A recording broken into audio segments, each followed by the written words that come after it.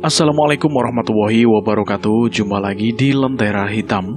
Tentunya masih bersama saya Bobby yang akan menceritakan kisah mistis pendakian gunung. Apa kabar teman-teman semua? Semoga kalian dalam keadaan sehat selalu, panjang umur, bahagia selalu, dan sukses selalu. Dan buat kalian yang baru bergabung di channel ini, silahkan klik tombol subscribe dan tombol loncengnya agar kalian tidak ketinggalan cerita terbaru dari kami. Pada kesempatan kali ini, saya akan menceritakan sebuah kisah mistis yang berjudul Perkawinan Gaib di Puncak Gunung. Cerita ini ditulis oleh Muhammad Thohir 4. Terima kasih buat penulis yang sudah mengizinkan kami untuk menceritakan kisah ini. Dan tidak usah lama-lama, bagaimana keseruan kisah ini? Kita langsung saja ke ceritanya. Perkawinan Gaib di Puncak Gunung.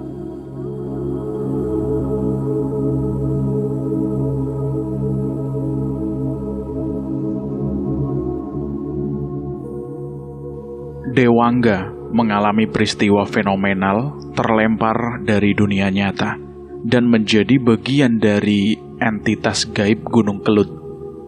Di mana dunia yang baru, ia bertemu orang-orang yang telah dianggap mati atau hilang tanpa diketemukan jasadnya. Pertemuannya dengan Ayu Diandra, seorang wanita yang mati dijadikan tumbal pesugihan orang tuanya, berlanjut dengan jalinan kisah kasih yang mengharu biru. Tidak ada siang, tidak ada malam. Sepanjang waktu temaram, matahari nyaris tidak pernah terlihat sosoknya secara utuh. Begitupun dengan benda langit lainnya, seperti bintang-bintang dan rembulan. Tetapi, bukan berarti tidak ada cahaya sama sekali. Aku masih bisa melihatnya, sekalipun remang-remang, sekalipun samar-samar. Sedang berada di mana aku ini? Mengapa semua mendadak terasa asing dan gamang begini? Sungguh keadaan yang membingungkan. Aku tidak bisa memahaminya, benar-benar tidak bisa. Dan jika kemudian aku terus berjalan tanpa arah tujuan dan kepastian, hanya itulah yang bisa aku lakukan. Tidak ada yang lain. Mas Dewangga. Sebuah suara menyapaku, menyebut namaku dengan tanpa ragu-ragu. Aku tersentak. Ayunan langkahku terhenti seketika. Sumber suara itu berasal dari belakang. Spontan aku berbalik badan. Mataku terbelalak. Terlihat olehku seorang perempuan berjalan bergegas menghampiriku. Senyumnya terus berkembang. Sosok perempuan itu semula tidak begitu jelas. Dari tempatku pertama kali melihatnya, yang berjarak sekitar 100 meter. Keremangan menyembunyikan gurat-gurat wajahnya. Tapi seiring dengan langkah kakinya yang mendekat dan terus mendekat, yang semula terlihat samar-samar, berangsur-angsur tersingkap selubung tabirnya. Perempuan itu sudah berada tepat di hadapanku. Hatiku tiba-tiba dibuat berdebar-debar melihatnya. Bukan oleh kecantikannya, bukan oleh senyumannya, tetapi oleh perasaanku, oleh suara hatiku.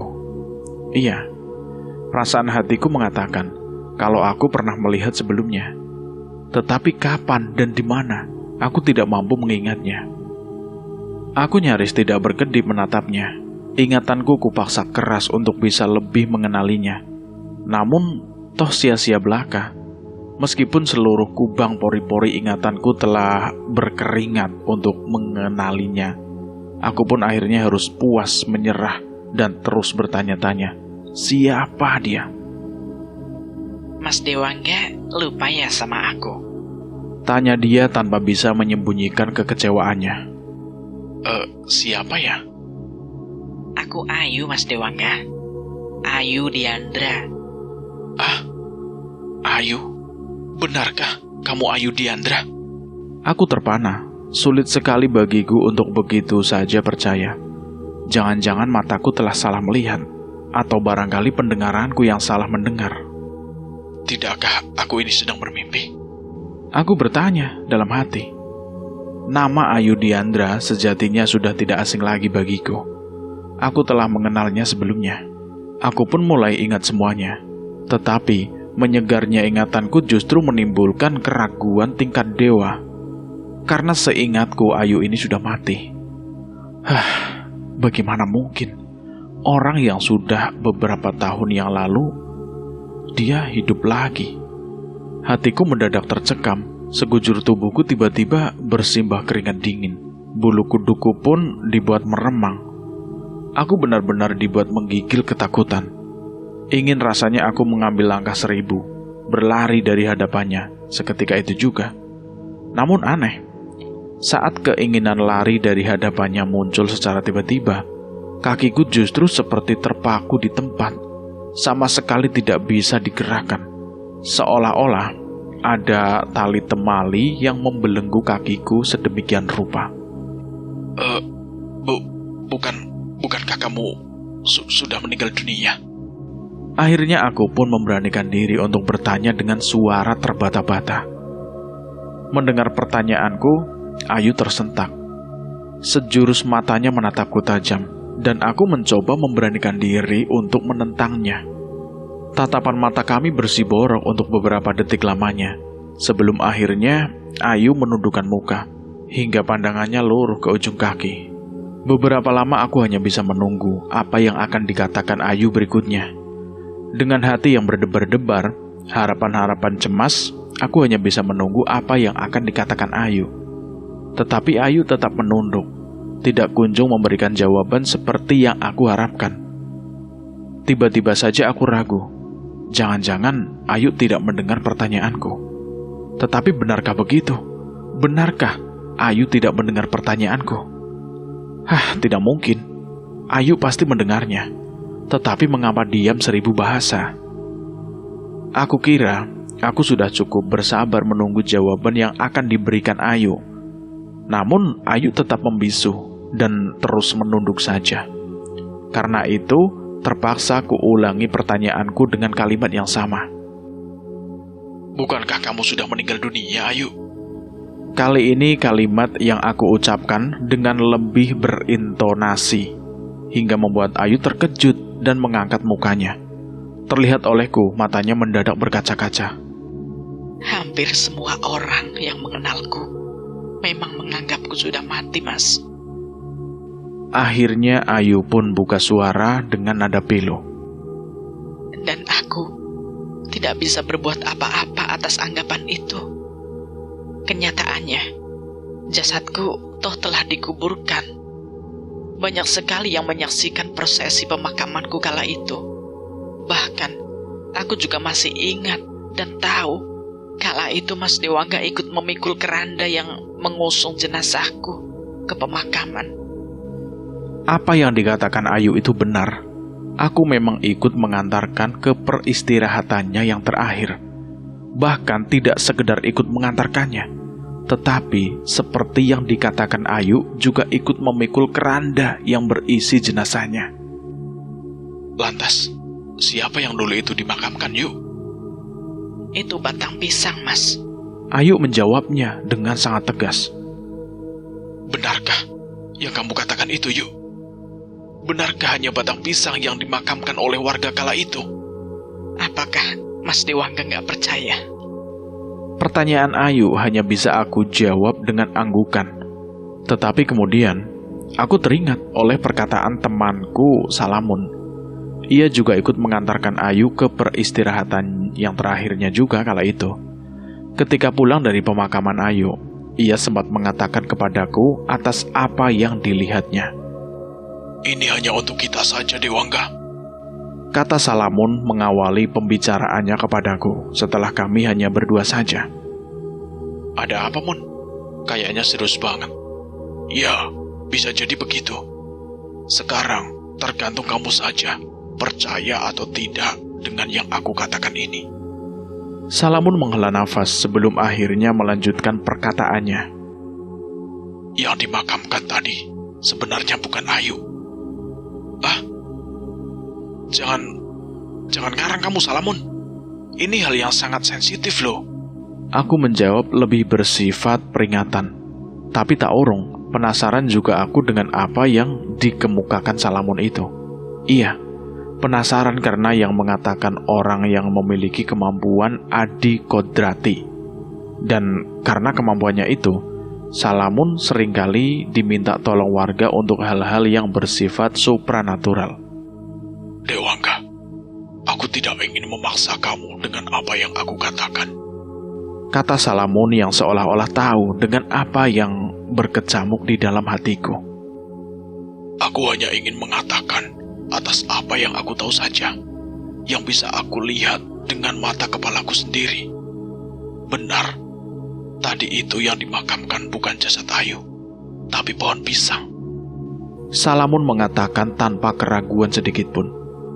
Jadi, yang dimandikan, dikafani, dan disolatkan tadi, itu sebenarnya hanya batang pisang. Cuma saja, tidak semua orang bisa melihat hal itu. Penjelasan Salamun sungguh mengejutkan. Sulit bagiku untuk mempercayainya. Sebab, kala itu aku sempat melihat dengan mata kepala sendiri proses memandikan jenazah Ayu. Jasadnya terbujur kaku. 3 orang ibu-ibu memangku jenazahnya. Sebab kematian Ayu pun jelas. Ia mati tenggelam saat wisata di pantai selatan. Perahu yang ditumpanginya bersama beberapa kawannya keram tergulung ombak. Ayu berhasil ditemukan tim SAR dalam keadaan sudah tidak bernyawa 3 hari setelah kejadian. Salamun kembali memintaku untuk tidak begitu saja percaya dengan ucapannya. Aku bisa saja salah, Dewangga. Penglihatanku bisa saja salah. Lalu apa maksudmu? Kau katakan hal itu padaku. Aku tidak mungkin katakan hal yang sangat sensitif ini kepada sembarangan orang. Selain itu, aku hanya ingin mengurangi beban kegelisahanku atas fenomena yang aku lihat dengan mata kepalaku sendiri. Curang kamu, Salamun. Bagi-bagi itu mestinya rezeki, bukan kegelisahan. Salahmu sendiri, Dewangga. Mengapa kamu menjadi orang yang bisa aku percaya? Lamunanku mendadak buyar oleh sapaan Ayu secara tiba-tiba. Mas Dewangga. Mas. Ada apa, Ayu? Mas Dewangga mikirin apa? Kok seperti orang bingung? Masih tidak percaya dengan yang aku katakan ya, Mas? Entahlah, Ayu. Aku sendiri bingung dengan keadaanku sekarang. Sudah, tidak usah terlalu dipikirkan. Mas Dewangga jalani saja. Tapi ngomong-ngomong, bagaimana ceritanya Mas Dewangga hingga berada di sini? Aku kira sebuah pertanyaan sederhana, tetapi tidak mudah bagiku untuk menjawabnya. Sebab aku sendiri tidak tahu bagaimana awal mulanya hingga tiba-tiba aku bisa bertemu dengan Ayu, orang yang selama ini aku yakini telah mati tenggelam. Atau jangan-jangan aku ini sebenarnya juga sudah mati seperti Ayu. Aku bertanya-tanya dalam hati hingga membuat aku tercekam dan menggigil ketakutan. Entahlah, Ayu, aku sendiri tidak tahu mengapa sampai tersesat di sini. Jangan-jangan aku sepertimu, dianggap banyak orang sudah mati. Tiba-tiba saja aku sangat risau oleh keadaanku dan atas apa yang telah terjadi padaku. Sekujur tubuhku mendadak berkeringat. Ayu memandangiku sedemikian rupa, dan rupanya ia seperti mengetahui kerisauan yang sedang melanda hatiku. Ayu pun akhirnya berkata padaku, Mas Dewangga tenang saja. Biar nanti waktu yang menjawabnya. Sekarang Mas Dewangga sebaiknya ikut aku saja. Sejenak aku ragu untuk mengiyakan keinginan Ayu, dan lagi-lagi isi hatiku terbaca oleh Ayu dengan sangat jitu. Sudahlah, Mas. Mas Dewangga tidak usah ragu-ragu mengambil keputusan. Lagian, Mas Dewangga mau kemana? Hah? Iya, Yu. Baiklah. Kalau begitu, aku ikut kamu.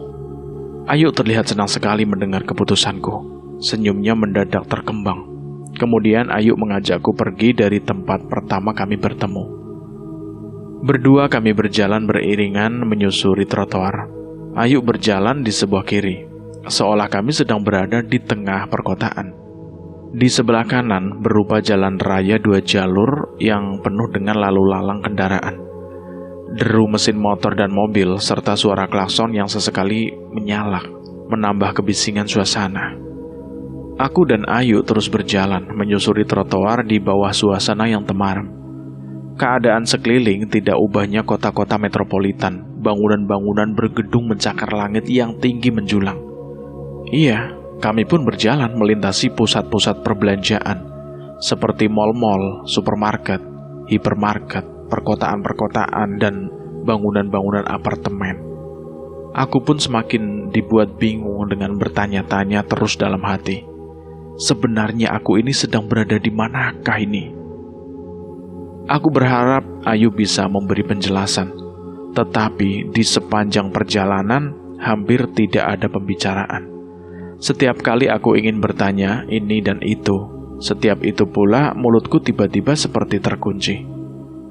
Banyak hal sebenarnya yang ingin aku tanyakan kepada Ayu, tetapi tidak satu pun yang bisa aku temukan. Mulutku benar-benar seperti terkunci. Setiap kali ingin bertanya sesuatu yang aku rasa itu asing. Aku benar-benar kesal dengan keadaan ini. Kesal bercampur geram. Perasaan sebal menyesak di dada. Luapan kemarahan pun tidak mendapatkan celah. Berdamailah saja dengan diri sendiri. Sebuah bisikan tiba-tiba menggema dari dalam diri. Aku menghela nafas. Benar-benar tidak ada yang bisa aku lakukan, kecuali hanya berjalan dan terus berjalan.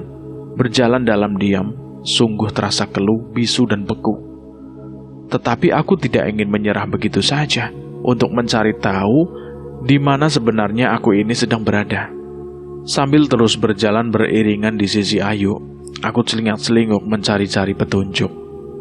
Aku berharap sekali akan menemukan tulisan-tulisan atau tanda-tanda semacam rambu-rambu.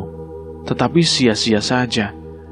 Tak satu pun namembor terlihat terpancang di jalan-jalan atau di depan bangunan-bangunan di sepanjang jalan yang aku lalui. Benar-benar aneh. Di tempat metropolitan ini, aku tidak bisa menemukan tulisan ini dan itu yang menunjukkan nama tempat atau identitas lainnya. Bukan hanya itu saja keanehan yang aku rasakan. Betapa tidak. Setiap kali berpapasan dengan orang, mereka hampir selalu menekuk muka hingga tidak bisa terlihat jelas dengan wajahnya. Bahkan saat melintasi di tempat-tempat keramaian, di mana di tempat tersebut banyak orang berkumpul atau berkerumunan, satu sama lain seolah tidak ada tegur sapa. Satu sama lain saling diam hingga terasa kaku dan beku suasananya. Perjalanan kami pun akhirnya sampai di ujung kota. Mataku kembali dibuat terbelalak oleh sebuah pemandangan yang nyalang di depan mata. Entah bagaimana awalnya, tiba-tiba aku sudah berada di depan sebuah kompleks bangunan yang arsitekturnya itu mengingatkan aku pada keraton-keraton di Pulau Jawa. Bangunan utamanya berupa pendopo berarsitektur joglo. Halamannya amat luas. Pohon-pohon sawo menghias di beberapa sudut halaman. Buahnya terlihat coklat. Pepohonan lainnya menghias halaman terdiri dari beringin putih, pinang, dan cemara. Aku pun sempat melihat banyak sarang burung manyar bergelantungan di beberapa pohon pinang. Tempat apa ini? Aneh, tiba-tiba aku bisa berbicara. Tidak lagi terkunci seperti sebelumnya. Aku terkejut bukan main dengan perubahan keadaanku ini. Ayu melirikku sambil tersenyum kecil. Tanpa buang-buang waktu, aku pun memberanikan diri bertanya kepada Ayu yang mengajakku berhenti di salah satu sisi pintu gerbang kompleks bangunan keraton itu. Pintu gerbang keraton berupa bangunan gapura yang megah. Di luar pilar penyangga atap gapura berhiasan relief dengan motif salur-salur dan bunga teratai. Dua buah arca dua pala bertengger di sisi kiri dan kanan pilar gapura itu. Riasan kalamakara pun menempel tepat di tengah-tengah atas gapura. Kita nanti tinggal di sini, Mas Dewangga. Apa? Kita akan tinggal di sini? Aku terkejut, heran dan tidak percaya. Pernyataan Ayu sungguh tidak pernah aku duga. Sejurusku tatap Ayu. Aku ingin melihat kesungguhan atas ucapannya itu. Ayu hanya tersenyum saja. Belum sempat aku mendapat jawaban Ayu, tiba-tiba muncul dua orang lelaki berpakaian ala prajurit keraton di hadapan kami. Keduanya menggenggam tombak terhunus.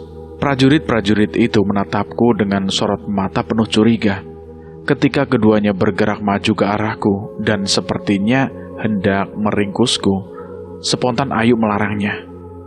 Jangan Paman Sanca dan Paman Soka, jangan. Kedua prajurit itu terkejut. Perkataan Ayu meluncur spontan. Disampaikan dengan setengah berteriak, tegas dan lebih bersifat perintah. Kedua prajurit itu tidak pernah menduga jika Ayu akan bersikap begitu kepadanya. Kedua prajurit itu pun sejurus menatap Ayu. Wajah keduanya terlihat tegang. Suasananya benar-benar kaku dan beku. Ini kawanku. Ayu memecah kebekuan suasana dengan memperkenalkanku kepada keduanya. Sejurus Ayu menatapku, dan sambil tersenyum, ia pun berkata, Mas Dewangga, ayo kenalan dulu. Iya Ayu. Perkenalkan, Paman Sanca dan Paman Soka. Saya kawannya Ayu, kataku secara responsif sambil menjabat tangan keduanya satu persatu. Keduanya pun menyebutkan namanya masing-masing ketika menerima jabatan tanganku, bahkan menunjukkan sikap hormatnya. Dengan cara menganggukkan telapak tangannya di dada seperti lazimnya menyembah, senyum keduanya terkembang. Kebetulan suasana mencair seketika. Ucapan selamat datang pun meluncur dari keduanya secara bersamaan. Selamat datang Dewangga, selamat datang. Terima kasih Paman Sanca, terima kasih Paman Soka. Jawabku sambil mencoba mengakrabinya sedemikian rupa. Plong, rasanya benar-benar lega. Ketakutanku berangsur-angsur sirna. Kedua prajurit itu pun mulai menunjukkan keramahannya, tidak lagi kaku seperti sebelumnya. Baiklah Paman Soka, Paman Sanca, kami mau masuk ke dalam, kata Ayu mohon diri setelah beberapa saat bicara basa-basi dengan kedua prajurit yang menjaga pintu gerbang gapura itu. Dengan bahasa isyarat, Ayu meminta aku mengikutinya. Kedua prajurit itu menawarkan pengawalan kepada Ayu, tapi Ayu menolaknya dengan halus. Terima kasih. Tidak usah Paman Soka. Tidak usah Paman Sanca. Biar saya masuk sendiri dengan Mas Dewangga. Baiklah Ayu, silahkan, kata Paman Soka mempersilahkan kami masuk ke dalam. Kami pun melenggang masuk ke halaman keraton. Hatiku mendadak berdebar-debar, membayangkan apa lagi yang akan berikutnya terjadi. Langkahku pun menjadi sedikit ragu. Jangan takut Mas Dewangga. Rupanya Ayu bisa merasakan gejolak hatiku. Tenang saja. Aku jamin tidak terjadi apa-apa. Aku percaya saja dengan perkataan Ayu. Karenanya hatiku mulai bisa tenang. Hanya saja, aku masih merasa asing dengan keadaan di sekelilingku. Aku masih terus bertanya-tanya di dalam hati dan penasaran sekali. Sebenarnya di belahan dunia mana saat ini aku sedang berada? Aku bergumam dalam hati, bertanya-tanya. Di puncak rasa keasingan yang menyiksaku, tiba-tiba aku teringat ucapan bijak seorang dokter filsafat yang pernah aku kenal. Meskipun di tempat yang belum pernah sekalipun aku kunjungi, aku tidak pernah merasa asing. Tahu apa sebenarnya? Iya, aku selalu menganggap tempat seasing apapun bagiku kampung halaman. Nah, dengan demikian, ketika berada di tempat itu, sensasi yang kita rasakan adalah pulang ke kampung halaman, atau dengan kata lain mudik. Tanpa terasa, ayunan langkahku sudah sampai di teras pendopo. Aku kembali dikejutkan oleh sebuah pemandangan yang nyalang di depan mata. Pemandangan itu mengingatkanku pada sebuah pertunjukan kesenian tradisional khas Jawa, yaitu kesenian ketoprak.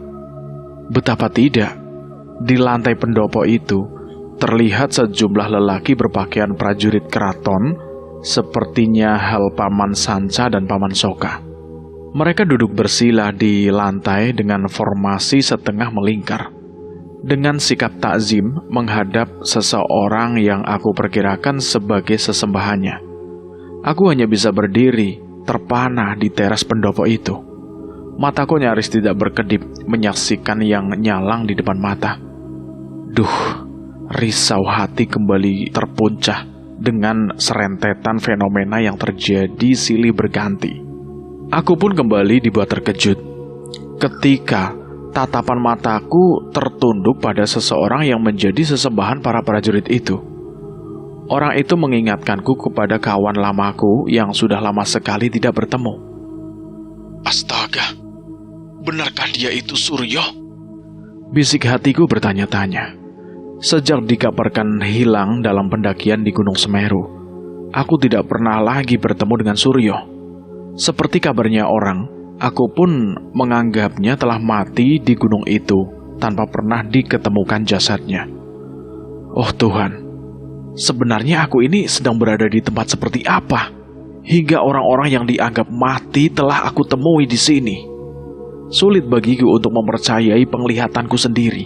Itulah sebabnya aku pun merasa perlu bertanya kepada Ayu. Ayu, benarkah yang duduk di singgasana itu Suryo?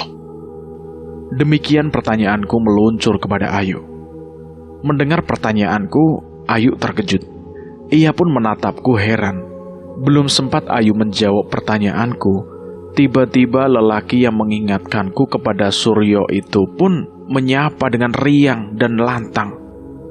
Hai, Dewangga! Aku tersentak. Ayu makin terlihat heran. Barangkali ia bertanya-tanya dalam hati, bagaimana mungkin di antara kami sudah saling kenal? Sapaan Suryo padaku membuat sejumlah prajurit secara refleks dan serentak menoleh ke arahku. Mereka menatapku dengan sorot mata bertanya-tanya. Aku dan Ayu tetap berdiri di teras pendopo. Tak beranjak seinci pun dari tempat berpijak. Suryo tiba-tiba meloncat turun dari singgasana dan berjalan ke arahku. Para prajurit itu menyibak dengan sendirinya, memberi jalan kepada sesembahannya untuk menghampiriku. Kau Dewangga bukan? Kata Suryo dengan nada penuh dengan keyakinan setelah berdiri tepat di mukaku. Iya. Mendengar jawabanku, secara spontan Suryo pun memelukku rapat-rapat, seolah ingin melampiaskan kerinduannya setelah lama tidak bertemu. Aku bisa merasakan ledakan kebahagiaannya. Baik Ayu dan para prajurit itu dibuat terpana oleh hangatnya sikap Suryo kepadaku. Sedangkan aku hanya diam saja, tidak bereaksi apapun, kecuali berdiri kaku dalam pelukan Suryo. Sungguh aku makin bingung dengan keadaanku dan keberadaanku ini. Suryo melepaskan pelukan atas diriku. Aku pun bisa kembali bernafas lega. Kemudian aku dan Suryo saling berpandang-pandangan. Sebelum akhirnya Suryo memecah kebekuan dengan melontarkan sebuah pertanyaan. Bagaimana ceritanya hingga kamu sampai berada di sini, Dewangga? Entahlah Suryo. Aku sendiri juga bingung. Aku mulai bisa menguasai keadaan. Suryo menatapku iba, sebelum akhirnya merangkul pundakku dan membawaku masuk ke pendopo. Sejumlah prajurit nyaris tidak berkedip menyaksikan kehangatan sesembahannya atas diriku.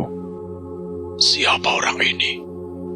Barangkali demikian hati-hati mereka bergumam atas diriku ini.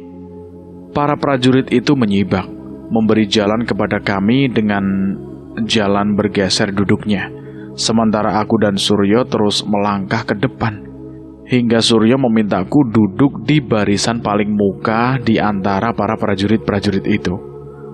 Setelah aku duduk di lantai sebagaimana para prajurit itu, Suryo dengan penuh wibawa kembali ke tempatnya semula, duduk di singgasana raja. Aku benar-benar seperti orang asing di tengah mereka. Pakaian tidak sama dengan yang mereka kenakan. Ya, aku cuma mengenakan kaos oblong dan celana blue jean. Sedangkan mereka semua berpakaian prajurit lengkap dengan pasukannya masing-masing yang berupa keris atau tombak. Ada 2 orang prajurit yang mengenakan tutup kepala. Tutup kepala yang khas, yang lazim disebut kupluk. Sedang Suryo sendiri malah mengenakan mahkota bertahtakan permata di kepalanya. Aku lebih banyak menundukkan muka sebelum akhirnya kesadaran terjaga. Bersamaan dengan hilangnya Ayu dari pandanganku, ya tahu-tahu Ayu sudah tidak bersamaku lagi. Dan aku sepertinya tidak diberi kesempatan untuk mempertanyakan keberadaannya itu. Wahai para prajurit Kadipaten Sekar Langit.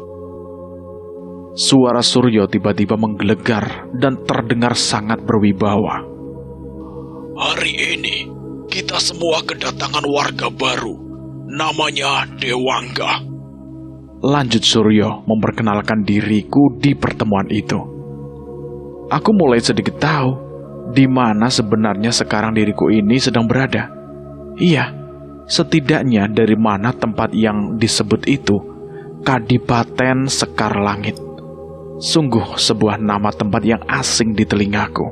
Kadipaten Sekar Langit, bukan Kabupaten Sekar Langit. Aku merasa geli sendiri mendengarnya.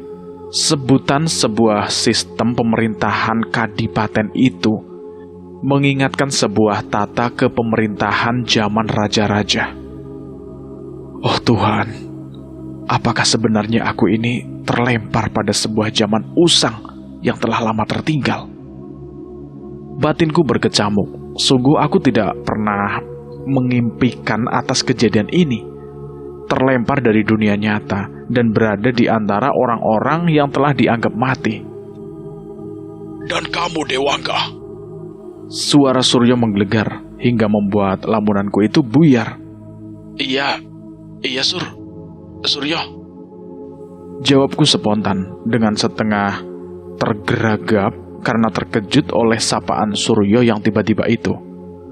Aneh, secara serta-merta jawabanku menimbulkan suasana gaduh.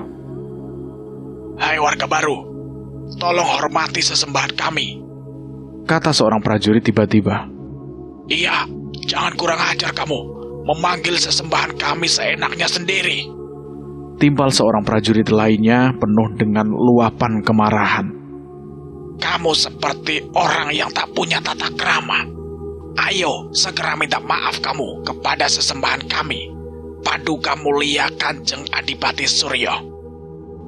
Tukas seorang prajurit berkupluk yang duduk di sebelah kiri Suryo. Di situ aku hanya pelongo-pelongo saja, sama sekali tidak mengerti atas apa yang telah aku lakukan. Hingga aku dikata-katai seperti itu. Dikatakan tidak punya tata krama, kurang ajar, tidak hormat, dan lain sebagainya. Tiba-tiba saja, semua seperti hendak memusuhiku. Kilatan sorot mata kemarahan menyambar-nyambar padaku, hingga aku pun mendadak merasa tercekam dan menggigil ketakutan.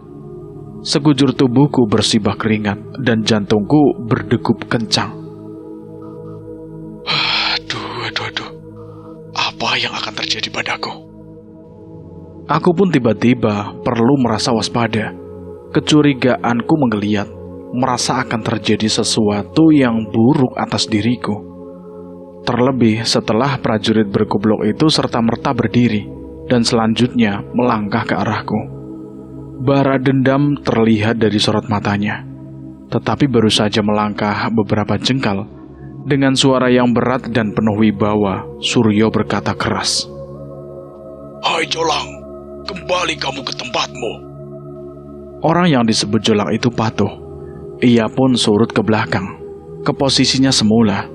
Dari sorot matanya, aku tahu dan bisa merasakan betapa ia sangat dongkol kepadaku. Tetapi nama Jolang mengingatkan aku pada sebuah peristiwa kecelakaan pesawat terbang yang kala itu banyak diberitakan media, bahkan menjadi headline. Aku hanya bisa geleng kepala. Yang termemori pada ingatanku, Jolang adalah nama pilot yang dikabarkan hilang dalam kecelakaan udara itu. Benar, dia memang Jolang. Aku berkata dalam hati. Masih cukup segar dalam ingatanku bahwa foto pilot yang menyertai pemberitaan media atas jatuhnya pesawat itu persis dengan wajah Jolang yang sekarang berada di hadapanku ini. Maaf yang mulia Kanjeng Adipati Suryo, kata Jolang tiba-tiba. Aku terkejut, lamunanku buyar seketika. Jolang melanjutkan ucapannya. dengan sikapnya yang sangat sinis kepadaku. Hamba hanya ingin mengingatkan warga baru ini agar tahu caranya bertata krama kepada Paduka yang mulia. Diam, Jawab Suryo setengah membentak.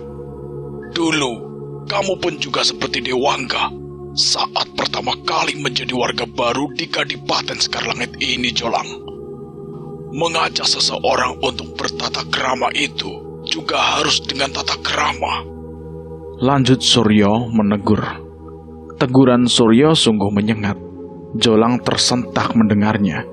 Barangkali ia tidak pernah mengira kalau Suryo akan berkata sepedas itu kepadanya. Wajah Jolang mendadak pias, terlihat merah padam. Dalam hati aku tertawa sendiri. Jolang ingin cari muka, biar dapat simpati, biar dapat pujian atau sanjungan. Tapi tidak taunya, yang didapatkan malah justru teguran yang cukup memerahkan telinga. Untuk mengajak seseorang bertata krama, haruslah juga dengan tata krama. Dan kau, Dewangga, Kata Suryo tiba-tiba, nadanya cukup tinggi, suaranya keras, tegas, dan penuh wibawa. Aku pun nyaris dibuatnya terpental dari tempat dudukku ini, saking terkejutnya. Suryo melanjutkan ucapannya, tanpa menghiraukan reaksiku, juga reaksi para prajurit yang tiba-tiba memperhatikanku sedemikian rupa. Tiba-tiba aku merasa menjadi pusat perhatian para prajurit itu, dengan sorot matanya yang tajam menyambarku. mulai saat ini, mau tidak mau, suka atau tidak suka, kamu harus memanggilku dengan sebutan Kanjeng Adipati, seperti para prajurit lainnya. Aku hampir tidak percaya dengan yang diucapkan oleh Suryo, seolah mimpi. Tidakkah aku salah mendengar? Tanpa sengaja aku melihat Jolang tertawa sinis padaku. Mungkin hatinya puas karena merasa terbalaskan kesalahannya padaku. Kau dengar apa yang aku katakan, Dewangga? Kata Suryo seperti hendak memaksa aku untuk segera memberikan jawabannya itu. Iya. Iya, saya dengar. Saya dengar, Kanjeng Adipati Suryo. Rupanya Suryo cukup puas dengan jawabanku. Senyumnya mendadak terkembang sambil mengangguk-angguk. Kemudian ia memerintahkan 2 prajurit untuk membawaku pergi dari pendopo itu. 2 orang prajurit itu adalah Paman Soka dan Paman Sanca. Aku tidak tahu bagaimana kedua prajurit yang hampir meringkusku di pintu gerbang gapura itu tahu-tahu sudah berada di pendopo. Aku pun mundur diri dari paseban, ruang utama bagian dari pendopo, yang merupakan tempat pertemuan antara prajurit dengan raja atau sesembahan. Paseban juga biasa digunakan untuk menerima tamu-tamu yang sesembahan. Aku pun berjalan meninggalkan pendopo dengan kawalan Paman Soka dan Paman Sanca. Saat itulah tiba-tiba aku ingat Ayu. Ayu? Di mana Ayu? Aku bertanya-tanya. Ayu tiba-tiba seperti menghilang setelah mempertemukan aku dengan Suryo, dan aku terlambat menyadari semua hal itu. Paman Sanca dan Paman Soka membawaku ke sebuah tempat. Tempat ini merupakan sebuah bangunan barak. Lokasinya terpisah dengan pendopo, tetapi masih dalam satu kompleks, hanya terpisahkan oleh sebuah halaman yang cukup luas. Sesampainya di barak, yang ternyata merupakan asrama para prajurit, aku diserah terimakan kepada seorang lelaki yang aku perkirakan sebagai penanggung jawab tempat itu. Paman Sanca dan Paman Soka menyapa lelaki itu dengan sebutan Ki Jambrong. Ki Jambrong, atas titah Kanjeng Adipati Suryo, aku serahkan Dewangga kepadamu. Tolong urus segala keperluannya. Baik Paman Sanca dan Paman Soka, titah Kanjeng Adipati Suryo akan aku laksanakan sebaik-baiknya. Jawab Ki Jambrong. Tidak ada pembicaraan yang berarti. Setelah menyerahkanku kepada Ki Jambrong, Paman Sanca dan Paman Soka bergegas meninggalkan aku. Aku tidak tahu apa yang harus aku lakukan di tempat ini. Aku hanya bisa berdiri termangu sambil menunggu apa yang akan terjadi berikutnya dengan perasaan penuh harap-harap cemas. Dewangga, Sapa Ki Jambrong padaku. Dengan tatapan canggung-canggung lagi, seolah sudah cukup lama mengenalku. Iya Ki Jambrong. Mulai saat ini, kamu tinggal bersama aku dan sejumlah prajurit lainnya di sini. Tempat ini namanya Kekesatriaan. Sejak terlempar dari alam nyata dan kemudian terhempas pada sebuah dimensi ruang waktu yang sangat sulit untuk bisa aku pahami. Sejak itulah aku hidup terpisah dengan orang banyak, termasuk dengan ibuku dan kedua adik kandungku sendiri. Duniaku kini lain, beda sama sekali dengan dunia mereka. Duniaku kini menjadikan setiap penghuninya menjadi tidak kasat mata. Ibuku tidak lagi bisa melihat sosokku setiap saat. Begitu juga dengan kedua adikku serta yang lainnya. Semuanya tidak bisa melihatku sebagai sebuah wujud nyata yang bisa disentuh atau diraba. Jika mereka tidak bisa lagi melihatku wujud setiap saat, tidak demikian dengan adikku. Aku masih bisa melihat mereka di saat tertentu, hanya melihat saja tanpa bisa berinteraksi. Jangankan bercakap-cakap biasa, aku berteriak sekeras halilintar pun mereka tidak akan pernah bisa mendengarkannya. Sungguh aku tidak pernah membayangkan hal fenomenal ini akan terjadi pada diriku. Aku tidak bisa melihat terbitnya matahari. Aku tidak bisa menyaksikan bintang gemintang bertabur di angkasa. Aku juga tidak bisa melihat indahnya sekeping rembulan yang sedang purnama. Batas waktu antara siang dan malam pun tidak pernah bisa aku lihat, sebab sepanjang waktu keadaannya selalu redup dan berkabut. Dan lubang pori-pori sekujur tubuhku pun mendadak terasa buntu. Karenanya aku tidak lagi pernah berkeringat. Semua ini terjadi pada diriku itu begitu tiba-tiba, nyaris tidak ada proses yang mendahuluinya. Iya, tiba-tiba saja keadaanku berubah sama sekali dari sebelumnya. Aneh dan nyaris tidak terjemah oleh akal. Oh, barangkali inilah yang dinamakan realitas dunia paralel itu. Aku membatin tiba-tiba. Tiba-tiba aku teringat seorang sahabatku yang pernah mengenyam pendidikan di Fakultas Filsafat UGM di Yogyakarta. Ada dunia lain yang tidak kasat mata di sekitar kita. Demikian katanya padaku kala itu. Tetapi tidak semua orang bisa melihatnya, kecuali hanya bisa merasakan fenomena keberadaannya. Maksudnya bagaimana? Yang bisa merasakan fenomena keberadaannya pun tidak semua orang. Hanya orang-orang yang dikaruniai kemampuan adikorati.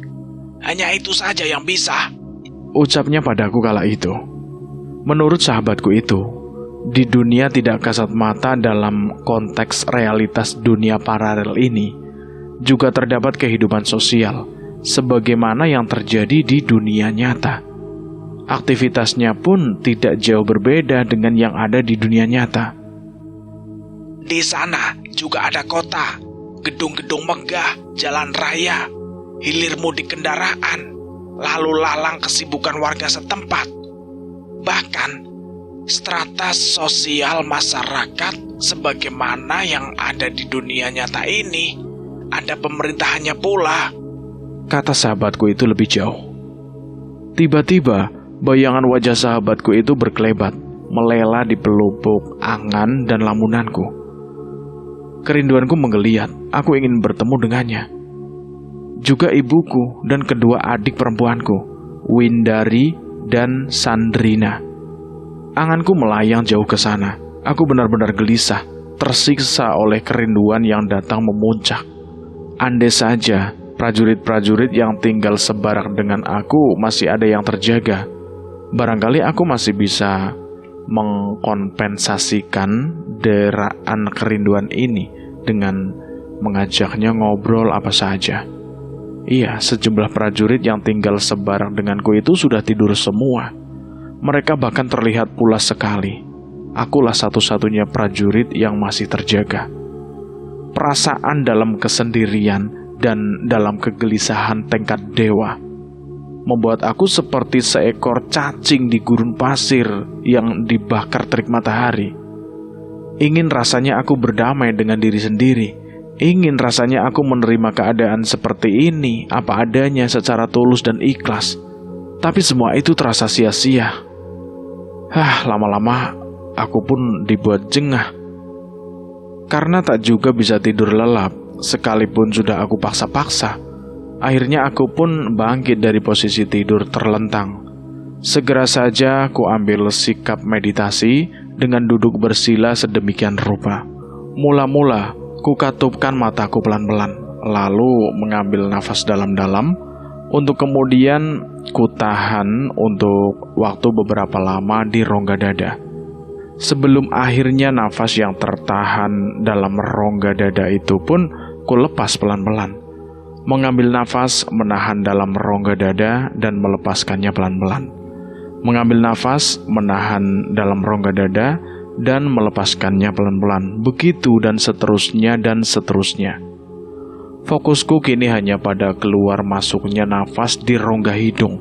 Semakin berhikmat dalam merasakan keluar masuknya nafas itu, semakin terlepas kemeletakanku pada keinginan-keinginan.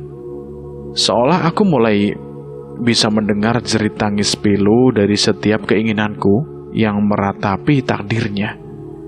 Pikiranku tiba-tiba seperti menjadi kosong sama sekali. Hatiku serasa tenang, tentram, dan damai. Saraf-sarafku menjadi kendor, terlepas dari simbol-simbol ketegangan. Aku biarkan diriku melenggang dalam kesunyian.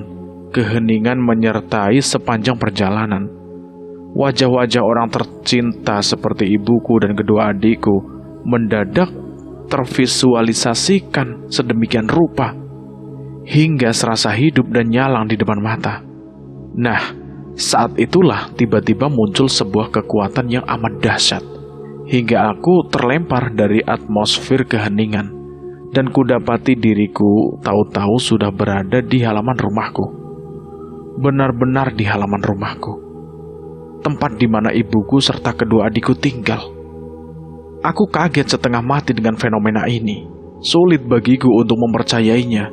Bagaimana mungkin tiba-tiba aku terpelanting dari atmosfer kehidupan dunia tidak kasat mata, Kadipaten Sekar Langit, dan kemudian terhempas di hadapan rumah. Aku hanya bisa berdiri termangu di halaman rumah. Kubiarkan pandangan mataku terlempar di hamparan gelap. Saat aku tengadahkan wajah ke angkasa, terlihat olehku sekeping rembulan timbul tenggelam di ayun mega. Malam itu, langit bertabur bintang gemintang yang menawan. Saat hendak aku ayunkan langkahku masuk ke dalam rumah, tiba-tiba pandangan mataku tertumbuk pada sepasang kunang-kunang. Bintang terbang dengan cahayanya yang berpendar-pendar. Sejenak langkahku tertahan, hingga sepasang kunang-kunang itu hilang dari pandangan. Aku tidak ingin memperdulikannya, kecuali membiarkan ayunan kakiku melangkah ke rumah. Aku sudah berdiri di teras, pintu rumah terbuka lebar, lampu penerangan rumah nampak terang benderang. Banyak sekali orang di dalam rumah, mereka terdiri dari para lelaki. Hampir semua aku kenal, sebab mereka terdiri dari para tetanggaku sendiri. Sungguh sebuah pemandangan yang mengejutkan. Aku bertanya-tanya dalam hati, ada apa ini? Kok digelar selamatan segala? Mereka duduk bersila dengan formasi melingkar dan beralaskan tikar. Di tengah-tengah mereka tertata sedemikian rupa tas-tas kresek, yang dapat aku pastikan isi tas tersebut makanan dalam kemasan kotak-kotak kertas. Oh, selamatan apakah ini? Hati bergumam, penuh dengan tanda tanya. Setelah beberapa lama hanya berdiri termangu di teras rumah, tiba-tiba kesadaranku terjaga karenanya. Secara spontan, aku berucap salam. Assalamualaikum. Sangat aneh. Tidak satupun warga yang ada di dalam rumah itu menjawab salamku. Aku kira mungkin suaraku kurang keras, hingga tidak bisa didengar mereka, dan memang terlihat sedang asik ngobrol sendiri-sendiri satu sama lain dengan yang ada di dekatnya. Aku kembali berucap salam, kali ini lebih keras, dan lebih mendekat lagi. Aku berucap salam tepat di mulut pintu. Assalamualaikum. Aku berharap salamku akan mendapat jawaban sebagaimana mestinya. Tetapi toh sia-sia belaka.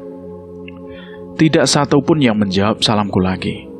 Aku heran bercampur geram, kesal dan kecewa. Bagaimana mungkin orang sebanyak itu mendadak tuli semua?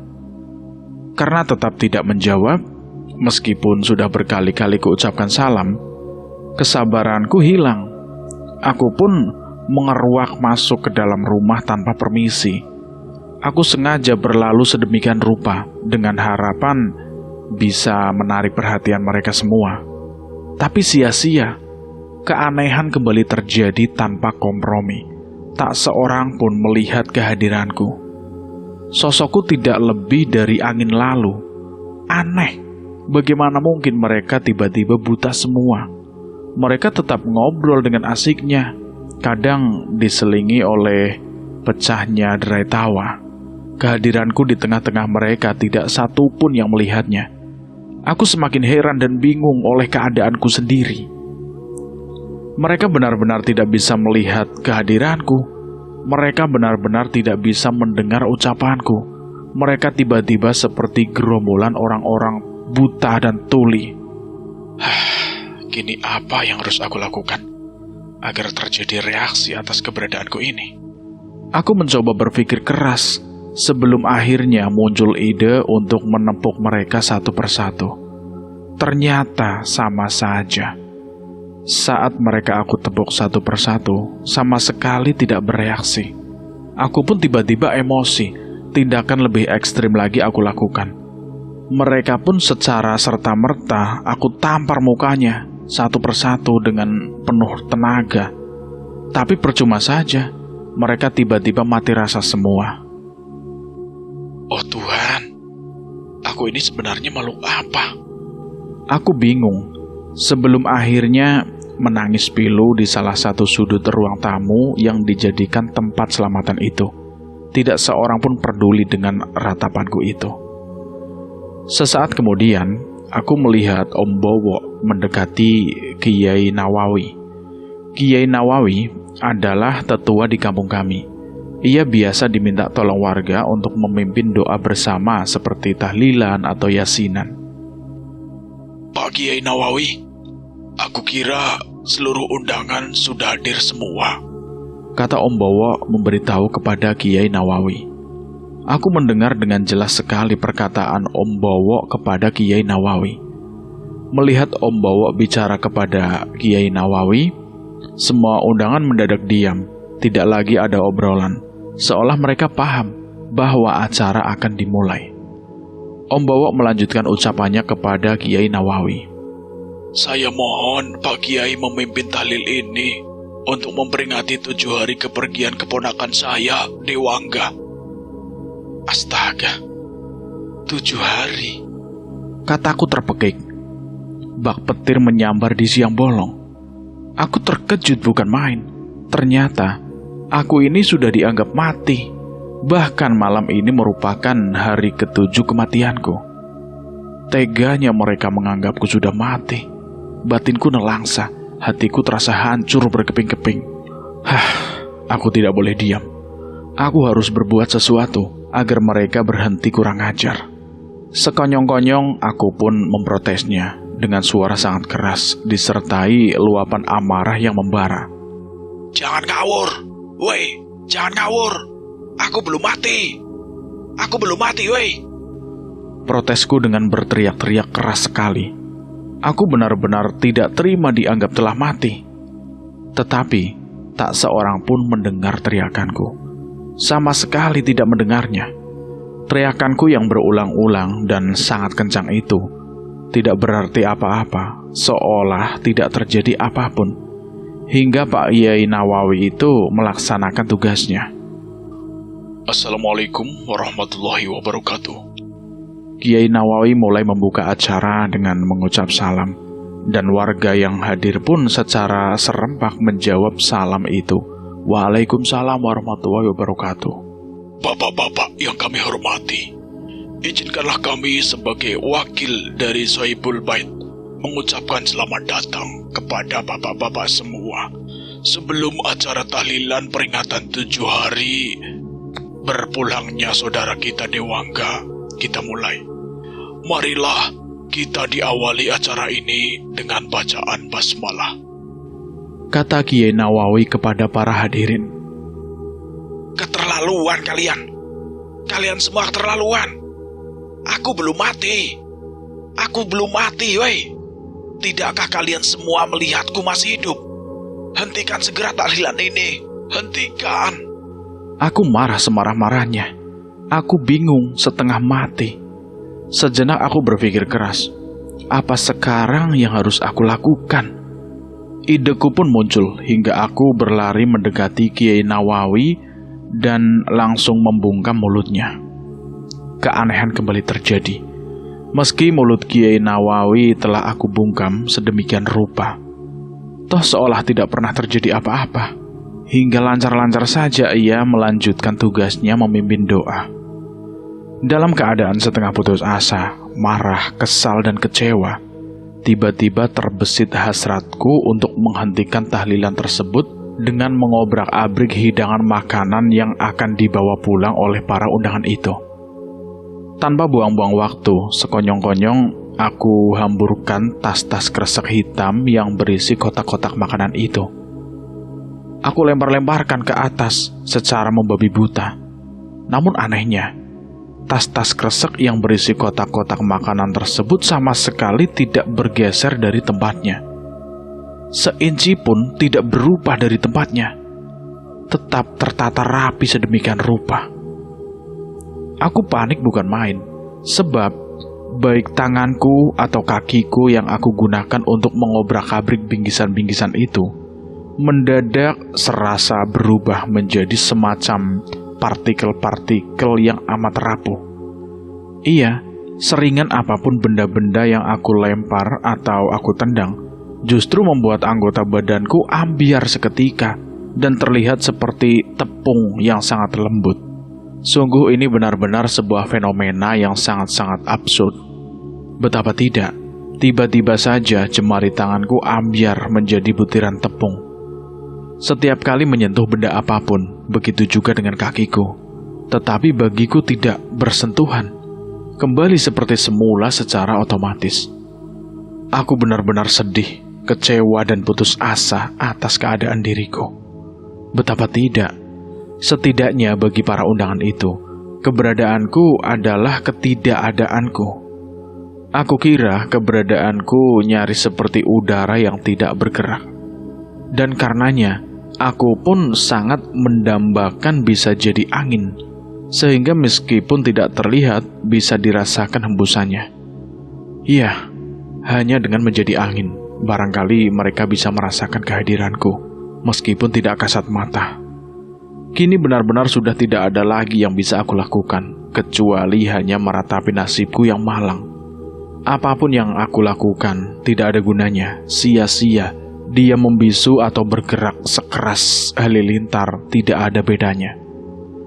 Aku hanya bisa melihat dan mendengar saja, melihat apa saja yang dilakukan, mendengar yang apa saja diperbincangkan. Dulu aku pernah mengira, orang yang tidak dianggap itu adalah orang yang paling sedih. Tetapi rupanya ada yang lebih menyedihkan lagi dari itu semua. Dan itu adalah orang-orang yang mengalami nasib seperti diriku ini. Keberadaannya adalah ketiadaannya yang memilukan. Aku sudah tidak ada bagi mereka, sama sekali tidak ada. Meskipun hanya getarannya saja. Saat aku merenungi nasibku di tengah para undangan tahlilan, tiba-tiba terdengar suara tangisan yang meratap-ratap sangat memilukan. Duh, anakku Dewangga. Dewangga, mengapa secepat ini engkau tinggalkan ibumu, nak? Aku tersentak. Hatiku tiba-tiba tersayat oleh suara tangisan ibuku. Secara refleks, aku beranjak dari tempatku. Secepat kilat berlari menuju ibuku, yang ternyata berada di dalam kamarnya. Langkahku tertahan di mulut pintu kamar ibu yang terbuka lebar. Sejenak aku berdiri terpaku di mulut pintu. Mataku nyaris tidak berkedip menyaksikan 3 perempuan yang sangat aku sayangi sedang bertangis-tangisan di sana. Mereka adalah ibuku dan kedua adik perempuanku. Ibuku duduk bersandar pada tumpukan bantal dengan kaki berselonjor. Separuh badannya terbalut oleh selimut tebal, kakinya tidak terlihat. Sementara adikku Windari dan Sandrina berada di sisi kiri dan kanan ibu. Di dalam kamar ibu itu pula terlihat beberapa tetangga yang bersimpati pada keluargaku. Mereka sepertinya sedang berusaha menenangkan ibuku dan kedua adikku. Pemandangan kedukaan yang nyalang di depan mataku sungguh menggetarkan dan mengharu biru. Aku tidak tahan untuk tidak segera menghambur dan memeluk ketiganya. Ibu, Sandrina, Windari. Terpekik kesapaanku sambil menghambur kepadanya dan memeluknya rapat-rapat. Anehnya, mereka sama sekali tidak bergeming, tidak ada reaksi apapun atas kehadiranku. Sepertinya mereka tidak melihatku, sepertinya mereka tidak mendengarku, sepertinya mereka telah mati rasa. Kuulangi sapaanku kembali, kuulangi dan kuulangi lagi. Ibu, ini aku, Ibu. Ini aku, anakmu Dewangga. Aku tidak mati, Ibu. Aku ada. Aku masih hidup. Aku masih hidup, Bu. Sandrina, Windari, tidakkah kalian melihatku? Ini aku, kakak kalian. Aku ada di sini. Aku tidak mati. Tetap saja tidak ada reaksi apapun. Sekalipun sudah aku keraskan suaraku sedemikian rupa, saking kerasnya, gendang telingaku rasanya mau pecah oleh kencangnya suaraku sendiri. Aku tidak mati. Aku masih ada. Lihatlah ini. Aku masih bersama kalian semua. Aku masih hidup. Kataku berteriak-teriak seperti kerasukan. Aku berharap sekali mereka mendengarku, mereka melihatku. Tetapi harapan tinggallah harapan.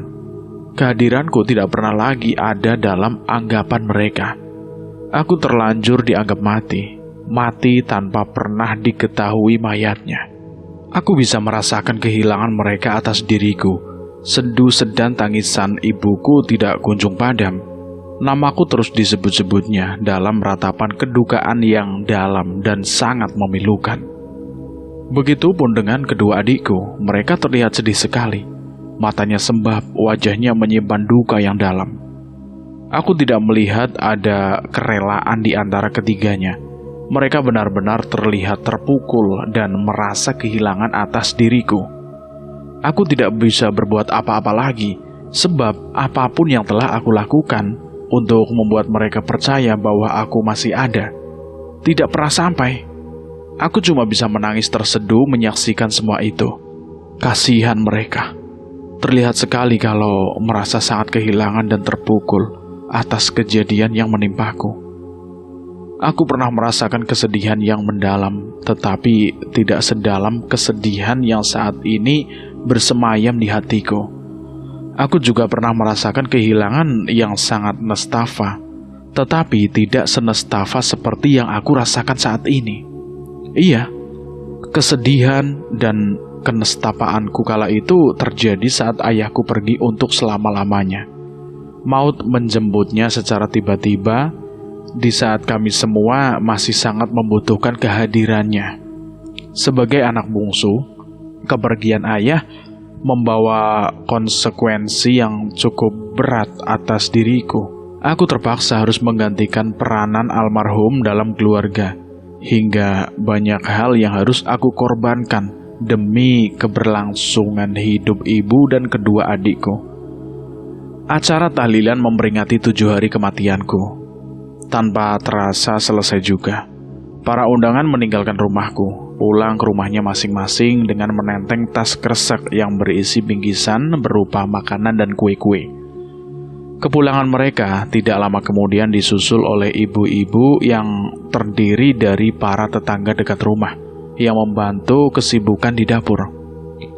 Sepeninggalan para undangan dan ibu-ibu yang membantu kesibukan di dapur, kini di rumah hanya tinggal ibuku, kedua adikku, dan Om Bowo.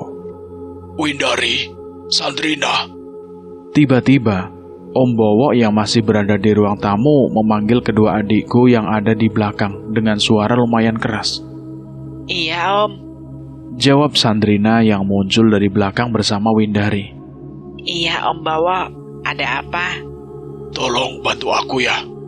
Pinta Om Bowo yang sedang melipat tikar-tikar yang barusan digunakan sebagai alas duduk para undangan tahlilan. Windari dan Sandrina membantu pekerjaan itu. Ketiganya terlihat cekatan sekali melipat tikar-tikar yang tergelar di lantai. Sebelum akhirnya ditumpuk di salah satu sudut ruang tamu. Pekerjaan membereskan tikar itu akhirnya selesai sudah. Lantainya pun juga sudah disapu bersih oleh Sandrina. Pekerjaan berikutnya adalah memasukkan kembali perabot rumah seperti meja dan kursi di teras rumah. Pekerjaan angkat-angkat perabot ini dikerjakan oleh Om Bowo sendiri. Hanya saja, ketika mengangkat kursi panjang, ia terpaksa minta dibantu Windari karena memang terlalu berat untuk diangkat sendiri.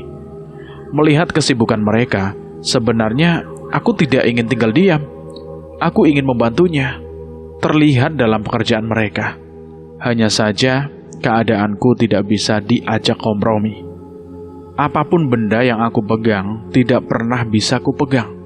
Saat aku ingin membantu melipat tikar itu misalnya, tikar-tikar tersebut seinci pun tidak bergeser dari tempatnya. Begitupun saat aku ingin membantu Om Bowo memasukkan meja kursi dari teras ke ruang tamu. Perabotan itu pun tidak bisa terpegang oleh tanganku. Tanganku mendadak seperti gumpalan awan yang mampu menembus apapun tanpa berubah wujud dari apapun itu sendiri. Semula aku tidak percaya dengan perubahan keadaan atas diriku ini. Tetapi akhirnya tidak ada alasan lagi untuk tidak mempercayainya. Setelah melakukannya berulang-ulang dan ternyata hasilnya tetap sama. Mendapati keadaan diriku yang sangat aneh, fenomenal, fantastis, dan absurd ini, batinku tiba-tiba merasa sangat tercekam, menggigil dan ketakutan. Semua yang terjadi atas diriku benar-benar tidak masuk di akal dan tidak terjamak dari nalar manusia. Barangkali saja benar, aku ini sudah mati, sebagaimana anggapan mereka. Keberadaanku hanyalah tinggal roh, arwahkulah yang membuat aku ada di sini, bertemu dengan keluargaku dan para tetangga. Dan itulah sebabnya tidak ada interaksi di antara diriku dan mereka. Dunia mereka bukan lagi duniaku. Tetapi jika memang benar aku ini sudah mati, mengapa saat kepergianku dari dunia mereka tidak ada malaikat maut yang menjemputku? Mengapa tidak ada 2 malaikat yang menanyaiku di dalam kubur? Iya, sampai detik ini pun, aku merasa tidak pernah ditemui malaikat Israel yang mencabut nyawaku. Juga malaikat Mungkar dan Nakir yang menanyaiku di dalam kuburku. Aku diam terpaku di sudut ruang tamu, duduk bersandar dinding dengan posisi kaki berselonjor. Perabotan ruang tamu sudah kembali tertata seperti semula. Om Bowo tidak langsung pulang ke rumahnya sendiri. Ia masih duduk-duduk di ruang tamu dengan ditemani Windari.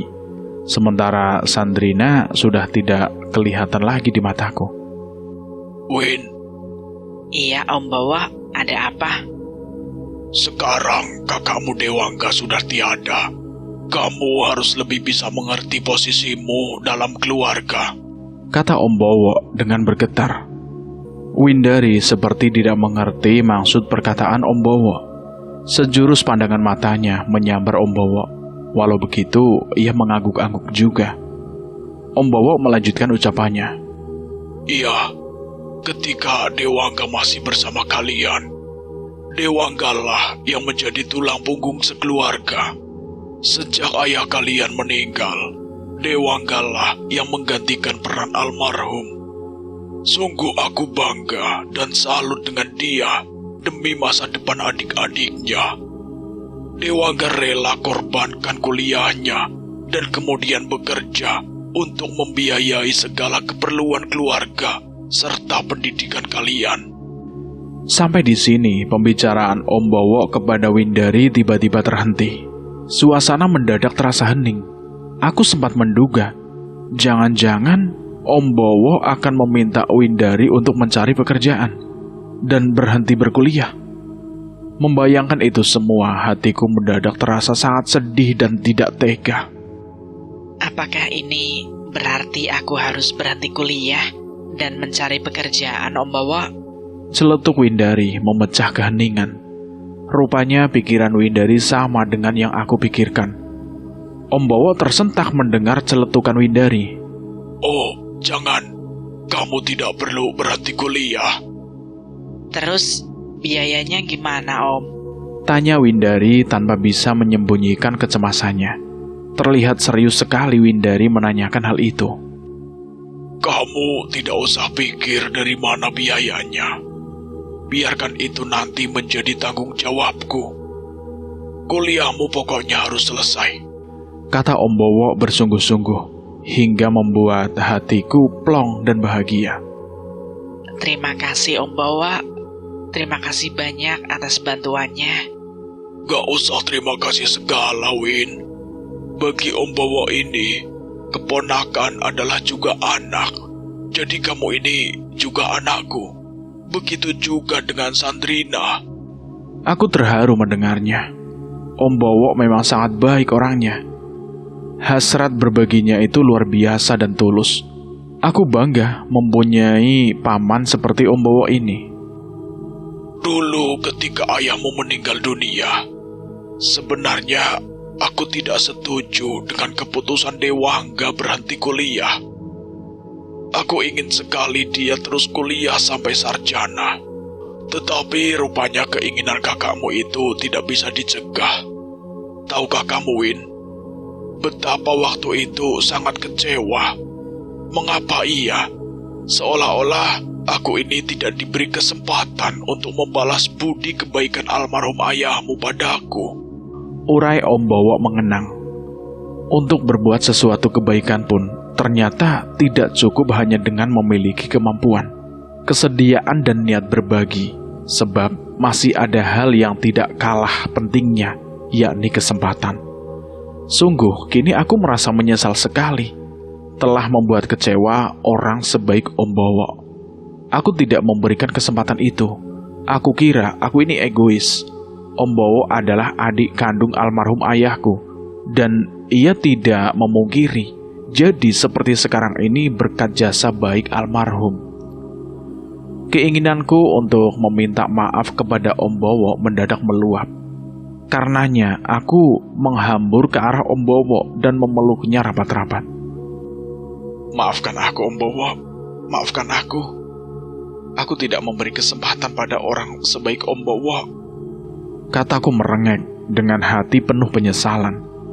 Om Bowo tidak bereaksi apapun. Ia sama sekali tidak merasakan pelukanku, juga tidak mendengar ucapanku memohon maaf. Seolah tidak ada apapun, tak terjadi apapun hingga aku menyadari keadaan diriku yang fenomenal ini. Saat aku memeluk rapat-rapat tubuh Om Bowo, tubuhku terasa bak sebuah bentuk atau wujud yang tidak berisi.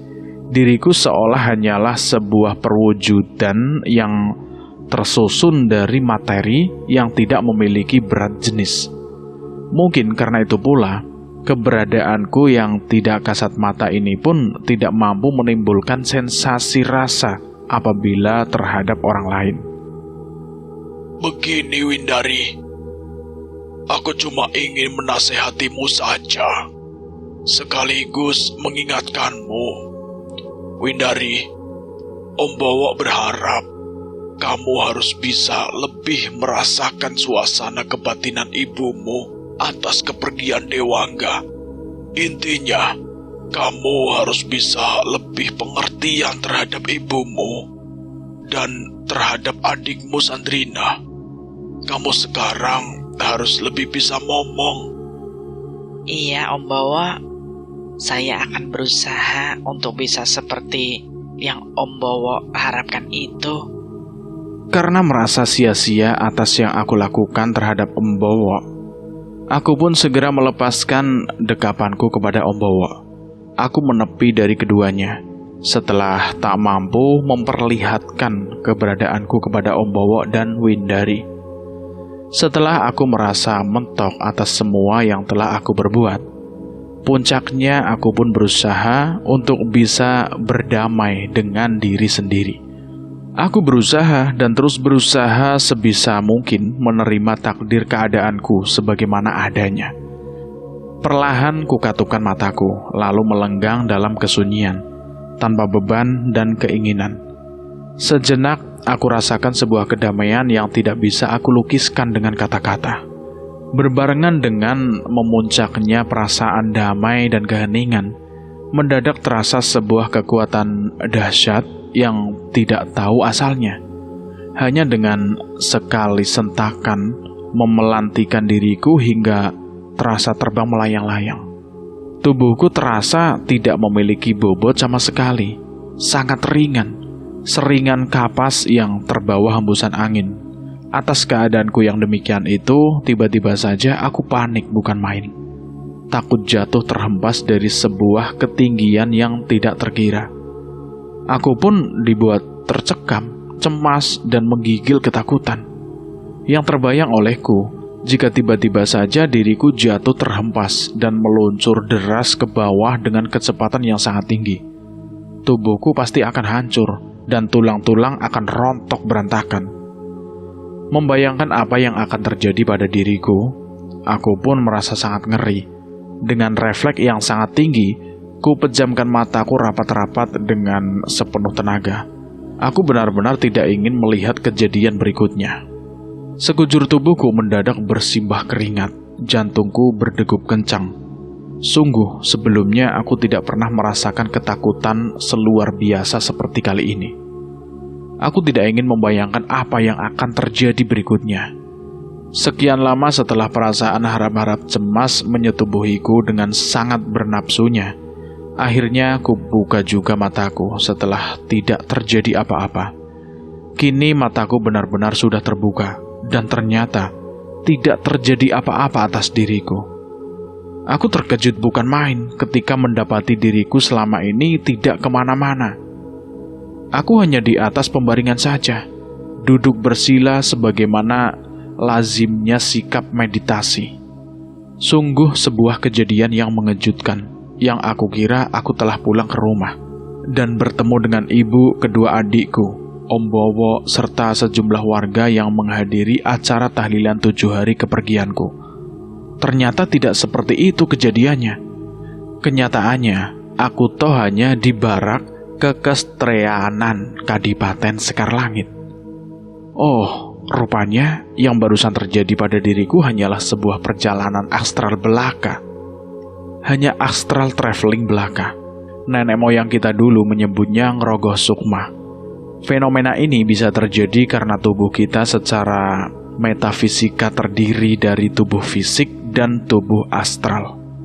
Di antara tubuh fisik dan tubuh astral sendiri, terdapat penghubung yang disebut tali astral. Iya, yang barusan bertemu dengan anggota keluarga tadi hanyalah tubuh astralku belaka. Sedang tubuh fisikku tidak pernah kemana-mana, kecuali hanya berdiam di barak Kekestreanan Kadipaten Sekarlangit. Saat astral traveling terjadi, kesadaranku mengikuti tubuh astralku. Kesadarankulah yang secara otomatis akan mememori setiap kejadian selama keluarnya tubuh astralku dari tubuh fisikku. Aku baru ngeh, mengapa tadi orang-orang itu yang aku temui sama sekali tidak bisa merasakan sentuhanku. Iya, Soalnya ketika aku memeluk ibuku, adik-adikku, ataupun pamanku, itu bukan fisikku yang melakukannya, tetapi tubuh astralku. Kini tubuh astralku sudah kembali lagi ke tubuh fisikku. Yang menarik tubuh astralku hingga kembali ke tubuh fisikku adalah tali astral. Aku semakin sadar dengan keadaanku, bahwa keberadaanku bukan lagi di dunia nyata, tempat di mana keluargaku menjalani hidupnya, menjalani hari-harinya berikut suka duka yang menyertainya. Aku sudah kembali di Kadipaten Sekar Langit, sudah tidak lagi bersama ibuku, kedua adikku dan pamanku. Duniaku di luar dunia mereka. Duniaku, dunia tidak kasat mata. Keberadaanku adalah ketiadaanku bagi warga dunia nyata. Dan sengeyel apapun aku berusaha menunjukkan diri di hadapan mereka, maka hanya akan sia-sia belaka. Saat aku sedang merenungi diri, tiba-tiba terdengar denting-denting bening petikan senar-senar kecapi. Irama suara petikan itu berasal dari kolam yang terletak di kompleks Keputren. Dari tempatku berada, terlihat olehku seorang perempuan berambut sebahu yang dibiarkan tergerai. Perempuan itulah yang bermain kecapi di tepi kolam yang penuh dengan bunga teratai. Denting-denting iramanya terdengar sahdu di telingaku. Aku menikmatinya dan hanyut dalam buaian gemerncing bening iramanya itu. Hatiku mendadak tergetar saat perempuan itu celingukan sambil terus memainkan kecapi. Mungkin ia merasa ada yang mengawasi, sehingga terlihat tidak bisa menyembunyikan ketidaktenangannya. Dan ternyata wanita itu adalah Ayu. Aku pun ingin mendekatinya dengan berjalan mengendap-endap ke arahnya. Aku tidak ingin permainan kecapinya itu terganggu, dan karenanya aku melangkah sedemikian rupa agar tidak sampai mengejutkannya. Aku pun cukup berhasil untuk tidak membuatnya terganggu. Terbukti, Ayu masih asik memetik senar-senar kecapinya. Ketika aku sudah dekat sekali dengannya, aku berdiri sekitar 2 meter di belakangnya. Saking asiknya bermain kecapi, Ayu tidak menyadari kehadiranku. Irama instrumentalia mengalun lembut dan sahdu. Kepiawaian Ayu dalam memetik senar-senar kecapi sungguh membuat aku terkagum-kagum dan speechless. Mondensnya Kitaro dibawakan dengan sangat apik dan menyentuh. Ketika akhirnya permainan tersebut selesai dengan sempurna, sekonyong-konyong aku pun memberikan aplaus dengan tepuk tangan. Gila, permainan kecapimu benar-benar luar biasa. Aku sampai merinding loh mendengarnya. Mas Dewangga. Sergah Ayu tanpa bisa menyembunyikan keterkejutannya. Maaf kalau aku telah membuatmu terganggu. Oh, tidak Mas. Tidak Mas Dewangga. Aku terkejut bukan main ketika mata Ayu terlihat berkaca-kaca. Meski begitu, ia masih memaksakan senyumnya terkembang. Aku hanya... Kata Ayu tidak berlanjut. Air matanya keburu runtuh. Tetapi ia berusaha menyembunyikan dari penglihatanku dengan jalan memalingkan mukanya dengan tiba-tiba sambil menyusut air matanya. Apa yang membuatnya nampak bersedih seperti itu ya? Aku berbisik dalam hati, bertanya-tanya. Aku seperti melihat mendung di wajah Ayu, muram sekali, hingga seperti kehilangan cahayanya. Sebenarnya aku ingin bertanya, apa sebenarnya yang telah membuatnya nampak sangat bersedih seperti itu? Setelah cukup lama terdiam karena tak kunjung mendapatkan kata yang tepat untuk memulai pertanyaanku, lalu aku pun mencoba bertanya sekenanya. Boleh aku tahu, apa sebenarnya yang membuatmu nampak bersedih seperti itu? Ayu menghela nafas panjang, seolah ada beban yang menyesak di dada. Ia kembali menatapku, sorot matanya mengandung kedukaan yang dalam. Kalau boleh memilih... Tiba-tiba Ayu berkata dengan tatapan matanya menerawang jauh.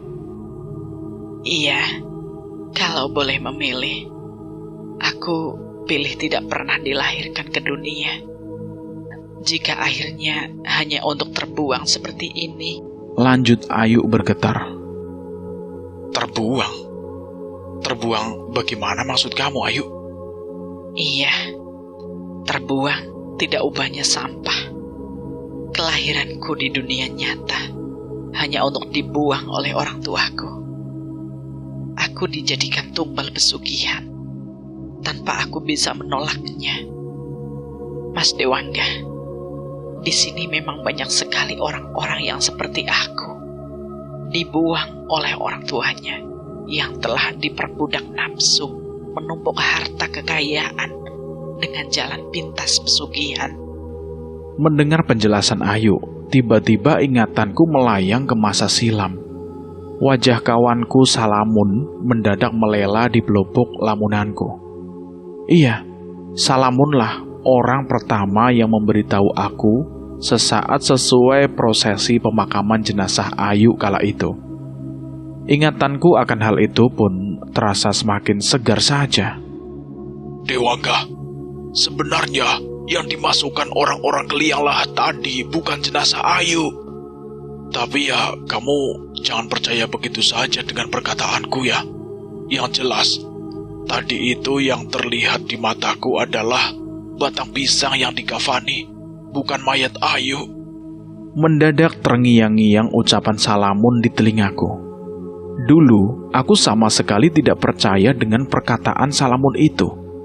Meski ia memiliki kemampuan adi kodrati, kini setelah mendengar pengakuan Ayu sendiri, tak ada alasan lagi bagiku untuk tidak mempercayai ucapan Salamun. Diam-diam aku memuji kehebatan Salamun yang memiliki kemampuan yang tak banyak dimiliki oleh orang lain. Jangan-jangan aku ini tidak ubahnya Ayu, dijadikan tumbal pesugihan oleh orang tuaku. Tiba-tiba pikiranku menyeletuk seperti itu. Tetapi pikiran demikian tiba-tiba pula terberangus dengan sendirinya. Setelah sadar seperti apa sejatinya orang tuaku itu. Tidak mungkin. Orang tuaku itu tidak gila harta. Mas Dewangga sendiri tahu apa yang menyebabkan Mas Dewangga sampai tersesat di sini. Tanya Ayu membuyarkan lamunanku. Sampai sekarang aku belum tahu, Yuk. Semoga ihwal keberadaan Mas Dewangga di sini tidak sepertiku, dibuang oleh orang tua kandungnya sendiri. Sering aku bertanya-tanya sendiri, Mas, untuk apa aku dilahirkan jika hanya untuk dibuang? Terdengar getir sekali ucapan Ayu. Sungguh sebuah paradoksal, dilahirkan hanya untuk dibuang. Kehadiran anak seolah bukan lagi sebagai sebuah amanah, tetapi tidak lebih dari sampah. Sungguh aku tidak bisa membayangkannya. Bagaimana pedihnya hati Ayu atas kenyataan tersebut. Tiba-tiba saja aku ingin menghibur Ayu, setidaknya membuat Ayu lupa sejenak atas kepedihan hatinya. Ayu, aku sendiri masih bingung dengan diriku ini. Aku tidak tahu bagaimana hal ihwal hingga aku berada di sini. Tapi aku ingin katakan kepadamu, dalam keadaanku yang seperti ini, rasanya tidak ada yang bisa aku perbuat, kecuali berusaha bisa menerima kenyataan ini, dengan terus mencoba untuk bisa berdamai dengan diri sendiri. Mas Dewangga, jika penyebab dari keadaanku di dunia tidak kasat mata ini karena kecelakaan, barangkali aku masih bisa seperti yang Mas Dewangga katakan itu. Tetapi, bagaimana mungkin aku bisa berdamai dengan diri sendiri jika keberadaanku di sini karena unsur kesengajaan orang tuaku? Orang tua yang mestinya mengasuhku, mendidik, dan membesarkanku dengan penuh kasih sayang, justru mencampakkanku sebagai tumbal pesugihan. Yang dikemukakan Ayu cukup bisa aku mengerti. Sesuatu yang dibuang memang identik dengan ketidakbergunaan. Barangkali ketersiaan itulah yang dirasakan Ayu, hingga sulit sekali rasanya bagi Ayu untuk menerima kenyataan itu. Kasihan Ayu. Rasanya ibaku terhadap nasib Ayu itu mendadak menggeliat. Jika hal itu terjadi pada diriku, barangkali aku juga akan seperti Ayu. Ayu, aku bisa mengerti dirimu. Kalau saja yang terjadi pada dirimu menimpa diriku, barangkali aku juga tidak bisa dengan mudah berdamai dengan diri sendiri. Terlalu pedih hal itu. Tapi aku hanya ingin berkata begini.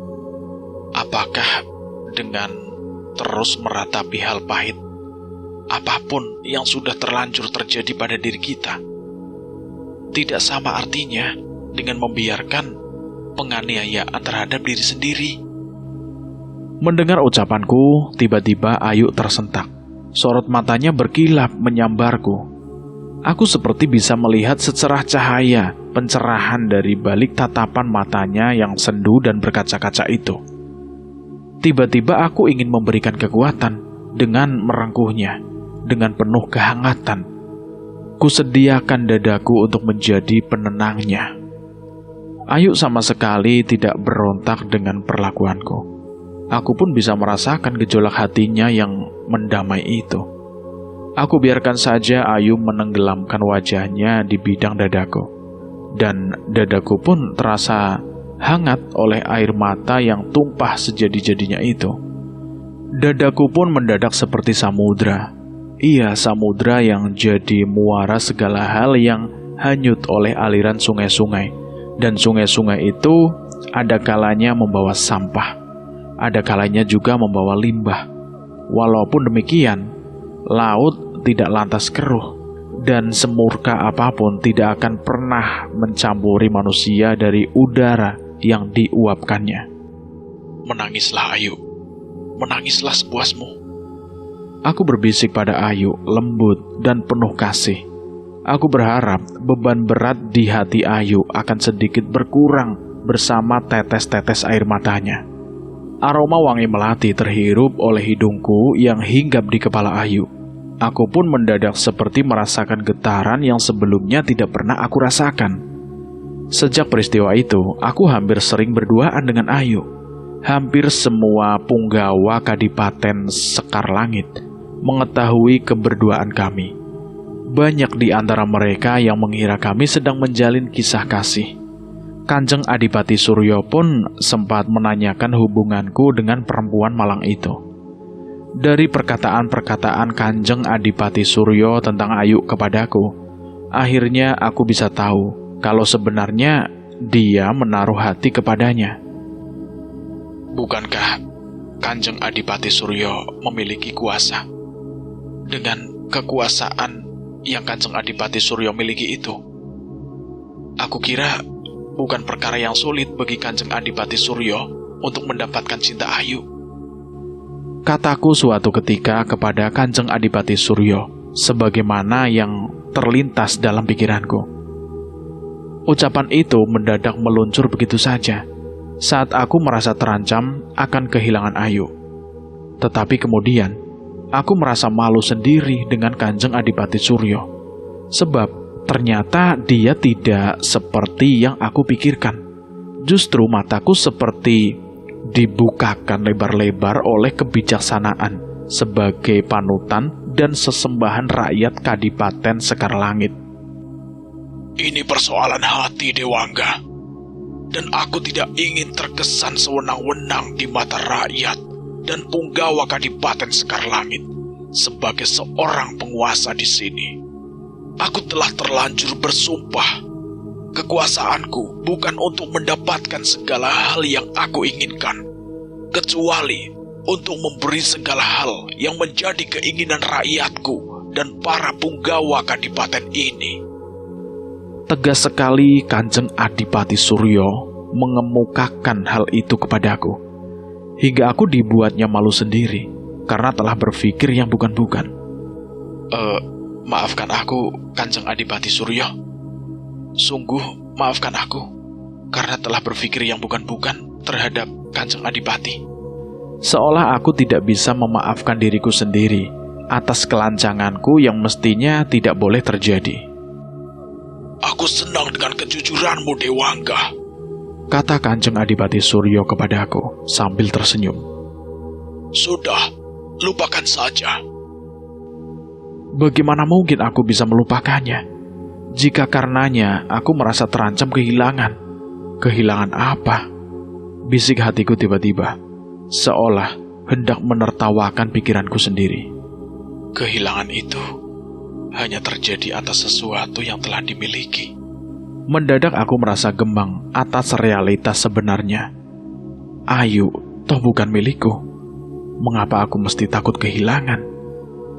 Agaknya ketakutanlah yang membuat aku tidak kontrol atas ucapan-ucapanku kepada Kanjeng Adipati Suryo. Saat berhadap-hadapan dengannya, pikiranku tiba-tiba mengatakan kalau dia bisa berbuat apa saja dengan kekuasaannya, sedang aku hanyalah seorang yang menjadi alatnya untuk berkuasa.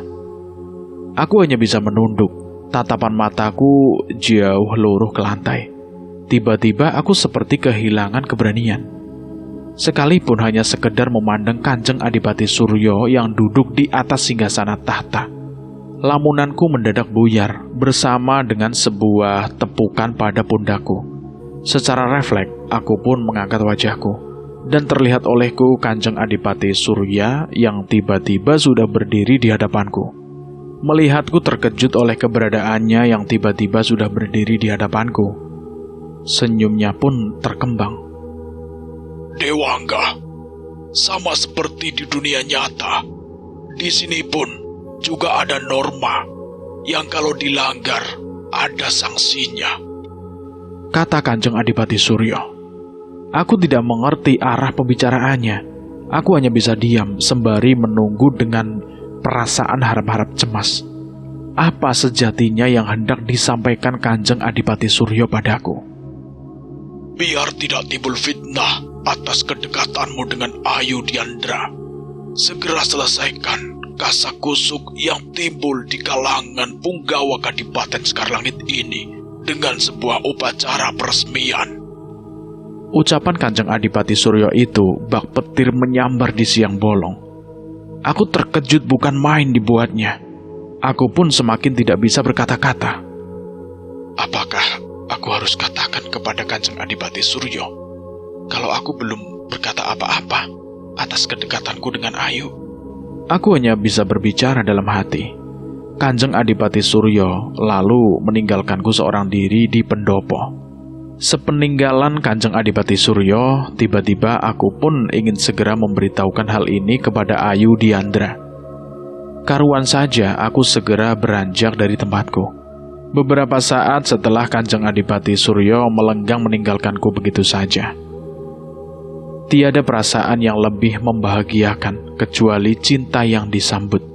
Seperti seorang musafir yang berjalan di padang tandus. Kemudian berlarilah dia karena melihat sebuah oase yang menjanjikan penawar dahaga. Cinta yang bersambut membuat aku seperti seekor ikan yang berenang ke sana kemari dengan sangat tenangnya. Sekalipun di tengah badai, dan ia serasa mendengar risau burung camar dan menyanyikan kerinduannya akan laut tenang. Cinta yang bersambut sungguh menenteramkan hati. Begitulah suasana hatiku saat Ayu menerima pernyataan cintaku dengan penuh sukacita. Kami pun kemudian menghadap Kanjeng Adipati Suryo untuk memohon restu. Sesembahan Kadipaten Sekarlangit itu pun tersentak. Ketika pertama kali mendengarnya, sejurus ia memandangi Ayu dengan sorot mata yang menyiratkan keputusasaan dan padamnya sebuah harapan. Aku berharap kalian akan menjadi pasangan yang bahagia, ujar Kanjeng Adipati Suryo dengan suara nyaris tercekat di tenggorokannya. Aku semakin yakin saja bahwa sebenarnya Kanjeng Adipati Suryo mencintai Ayu. Hanya saja ia berusaha menutup-nutupinya. Tetapi toh cinta memiliki kekuatan sendiri untuk menunjukkan persemayamannya, sekalipun jauh di lubuk hati yang paling dalam. Seorang bijaksana tidak pernah menjadikan cinta sebagai penderitaan, sebab mencintai adalah kerelaan membuat yang dicintai bahagia dengan caranya sendiri, dan bukan membuat dirinya asal bahagia dari yang dicintainya. Aku akan segera perintahkan para punggawa di sini untuk menyiapkan pesta perkawinanmu, Ayu. Aku akan bahagia jika kamu bahagia, kata Kanjeng Adipati Suryo lebih kepada Ayu, hingga aku merasa kurang dianggap. Tak urung, kecemburuanku pun menggeliat oleh perhatian sesembahan rakyat Kadipaten Sekarlangit itu kepada wanita yang aku cintai. Dan kamu, Dewangga, tanggung jawabmu adalah membuat Ayu bahagia, kata Kanjeng Adipati Suryo saat kerisauan hatiku hampir memuncak. Nada bicaranya lebih terasa sebagai perintah. Iya, perintah seorang raja kepada punggawanya. Hatiku berdesir, aku pun berusaha meredam gejolak batinku. Sikap Kanjeng Adipati Suryo atas hubungan kami, toh sudah cukup jelas dengan restu yang diberikannya. Sekarang pikiran dan tenagaku lebih aku fokuskan pada upacara peresmianku dengan Ayu. Dan aku melihat Ayu sangat bahagia dengan hal itu. Mas Dewangga, kita sucikan cinta kita. Tidak, Ayu. Bukan kita yang mensucikan cinta kita. Mengapa? Keagungan cinta itulah yang mensucikannya. Tugas kita hanyalah merawatnya dengan baik. Lalu, dengan apa merawatnya? Satu sama lain, saling menjaga hati dan perasaan, kataku dengan tegas. Ayu manggut-manggut, pertanda mengerti dengan apa yang aku maksud. Tetapi kemudian, tiba-tiba ia mencengkeram pergelangan tanganku sekuat-kuatnya. Sepertinya ada sesuatu yang membuatnya sangat ketakutan. Aku pun bertanya-tanya penasaran, ada apa dengan Ayu ini? Mas Dewangga. Iya, Ayu, ada apa? Perkawinan kita akan menjadi penderitaan mereka. Maksudmu apa, Yuk? Mereka siapa? Mereka banyak sekali, Mas Dewangga. Banyak sekali. Iya, tapi mereka itu siapa? Yang jelas, mereka bukan warga sini. Lalu siapa? Penduduk alam nyata, Mas Dewangga. Mungkin di antara mereka ada keluarga kita. Lihat saja, sebentar lagi ada perintah dari Kanjeng Adipati Suryo buat warga di sini. Mereka yang masih mempunyai keluarga di alam nyata akan diminta pulang ke rumah masing-masing keluarganya. Pulang? Iya, pulang ke rumah masing-masing. Tapi mereka tidak pulang seterusnya. Hanya sebentar saja. Setelah mengabarkan Kanjeng Adipati Suryo akan punya hajat, harus kembali lagi ke sini. Urai Ayu menjelaskan kepada aku. Penjelasan Ayu tiba-tiba mengingatkanku pada mitos Sayuti. Sayuti adalah seorang warga di sekitar Candi Penataran pada sekitar tahun 1945 sebelum kemerdekaan RI. Ia dikabarkan hilang di Gunung Kelut. Sejak itu, ia dipercaya warga sebagai bagian dari entitas gaib setempat. Sosoknya pun tidak bisa ditemui setiap saat. Sayuti pun seolah menjelma menjadi semacam kearifan lokal. Kemunculannya menjadi bagian dari tanda-tanda alam yang lebih bersifat metafisika. Ia hanya berkelebat menampakkan dirinya setara nyata di Gunung Kelut akan meletus. Biasanya, keberadaan hari menjelang Gunung Kelut meletus, ia akan pulang menemui keluarganya. Kepulangannya pun hanya sekedar saja. Setelah sehari 2 hari setelah berada di rumah, ia pun akan kembali lagi ke habitatnya sebagai bagian dari entitas gaib gunung itu. Orang pun kemudian lebih percaya dengan kepulangan Sayuti ke keluarganya sebagai tanda-tanda alam Gunung Kelut akan meletus daripada prediksi para pakar ke gunung apian yang tersifat ilmiah itu.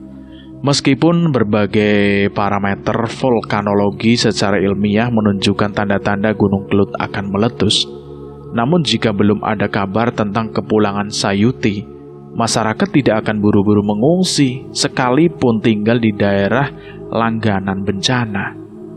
Kepulangan Sayuti kepada keluarganya itu semata-mata hanya untuk mengabarkan kalau sebentar lagi akan ada hajat besar, dan keluarganya diminta untuk berhati-hati. Kabar tersebut oleh keluarga Sayuti akan diteruskan kepada para tetangganya, sebelum akhirnya meluas dari mulut ke mulut. Masyarakat pun seolah paham bahwa yang dimaksud hajat besar itu adalah letusan Gunung Kelut. Nah, tanpa diminta ataupun diobrak-obrak untuk mengungsi, masyarakat yang tinggal di daerah langganan bencana alam meletusnya Gunung Kelut itu biasanya akan menyingkir dengan sendirinya setelah mendapatkan tanda-tanda alam demikian. Tetapi sebenarnya bukan hanya Sayuti saja yang mengalami kehidupan sebagai entitas gaib Gunung Kelut setelah dikabarkan hilang atau kalap, sebab memang banyak sekali orang-orang yang bernasib sama dengan Sayuti.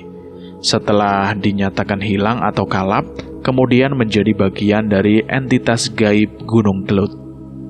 Dan cerita ini selesai, tamat sampai di sini. Bagaimana menurut teman-teman semua tentang cerita ini? Silahkan tulis di kolom komentar. Dan terima kasih buat kalian semua yang sudah mendengarkan cerita ini sampai habis. Semoga kalian sehat selalu, panjang umur, bahagia selalu, dan sukses selalu.